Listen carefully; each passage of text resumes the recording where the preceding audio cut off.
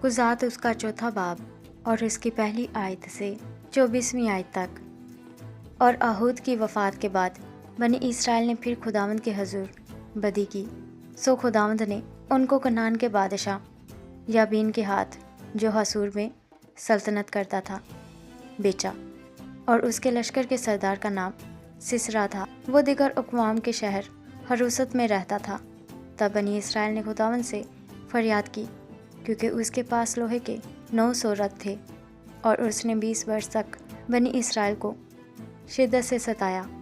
उस वक्त लफ़े दूध की बीवी दबूरा नबिया बनी इसराइल का इंसाफ किया करती थी, और वो इफ्राइम के कोहिस्तानी मुल्क में रामा और बैतेल के दरमियान दबूरा के खजूर के दरख्त के नीचे रहती थी। और बनी इसराइल उसके पास इंसाफ के लिए आते थे। और उसने कादेस नफ्ताली से अबी नोइम के बेटे बरक को बुला भेजा और उससे कहा कि क्या खुदावंद इसराइल के खुदा ने हुक्म नहीं किया कि तू तबूर के पहाड़ पर चढ़ जा और बनी नफ्ताली और बनी जबलून में से 10,000 आदमी अपने साथ ले ले, और मैं नहरे कैसून पर याबीन के लश्कर के सरदार सिसरा को और उसके रथों और फौज को तेरे पास खींच लाऊंगा और उसे तेरे हाथ में कर दूंगा। और बरक ने उससे कहा, अगर तू मेरे साथ चलेगी तो मैं जाऊंगा, पर अगर तू मेरे साथ नहीं चलेगी तो मैं नहीं जाऊंगा। उसने कहा, मैं ज़रूर तेरे साथ चलूंगी, लेकिन इस सफ़र से जो तू करता है तुझे कुछ इज़्ज़त हासिल ना होगी, क्योंकि खुदावंद सिसरा को एक औरत के हाथ बेच डालेगा। और दबूरा उठकर बरक के साथ कादस को गई, और बरक ने जबलून और नफ्ताली को कादस में बुलाया, और 10,000 मर्द अपने हमरा लेकर चढ़ा, और दबूरा भी उसके साथ चढ़ी।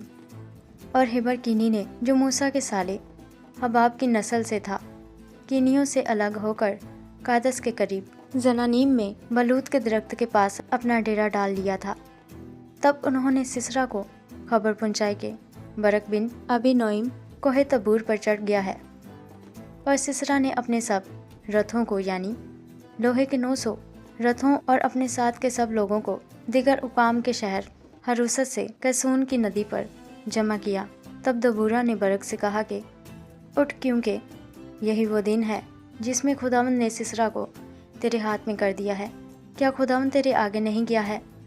तब बरक और वो 10,000 मर्द उसके पीछे पीछे कोहे तबूर से उतरे, और खुदावंद ने सिसरा को और उसके सब रथों और सब लश्कर को तलवार की धार से बरक के सामने शिकस्त दी।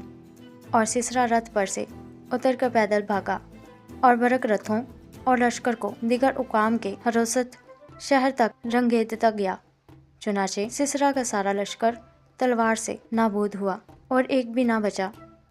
पर सिसरा हिबर किनी की बीवी याईल के डेरे को पैदल भाग गया, इसलिए कि हसूर के बादशाह याबीन और हिबर किनी के घराने में सुलह थी।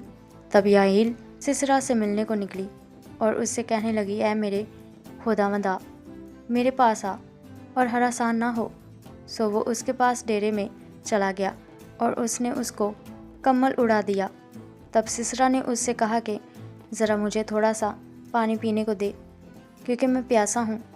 सो उसने दूध का मशकीज़ा खोल कर उसे पिलाया और फिर उसे उड़ा दिया। तब उसने उससे कहा कि तू डेरे के दरवाज़ा पर खड़ी रहना, और अगर कोई शख्स आकर तुझसे पूछे कि यहाँ कोई मर्द है तो तू कह देना कि नहीं। तब हिबर की बीवी याईल डेरे की एक मेख और एक मेख चो को हाथ में ले दबे पांव उसके पास गई, और मेख उसकी कनपटियों पर रख कर ऐसी ढोंकी के वो पार होकर ज़मीन में जा धसी, क्योंकि वो गहरी नींद में था।